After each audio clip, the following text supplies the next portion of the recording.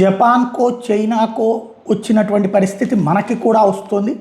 వయస్సు మీరినటువంటి వాళ్ళు పెరిగిపోతున్నారు, పెద్దలు పెరిగిపోతున్నారు, యువతరం తగ్గిపోతుంది.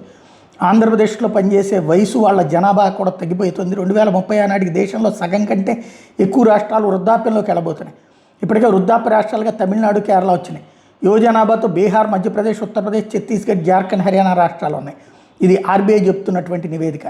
2026లో ఏపీలో వృద్ధుల జనాభా 14.1% ఉంది. 31 నాటికి 16.4% వెళ్తుంది. 36 నాటికి 18.9%. అదే సందర్భంలో పిల్లల్ని కనడం తక్కువ అవడం కావచ్చు, పెళ్ళిళ్ళు ఆలస్యం వలన పుట్టకపోవడం వలన కావచ్చు, జనాభా పెరుగుదల సంఖ్య తిరోగమనం అవుతున్నది. దాంతోపాటు యుక్త వయస్కులు ఎవరైతే వస్తారో వాళ్ళందరూ ఆంధ్రప్రదేశ్ని విడిచేసి మహానగరాల బాట పడుతున్నారు. హైదరాబాద్కో, చెన్నైకో అట్లాంటి చోట్లకి. ఇక్కడ మనకి అది మరొక అతిపెద్దదైనటువంటి సమస్యగా మారబోతుంది అన్నది ఇక్కడ గుర్తించాల్సిన అంశం.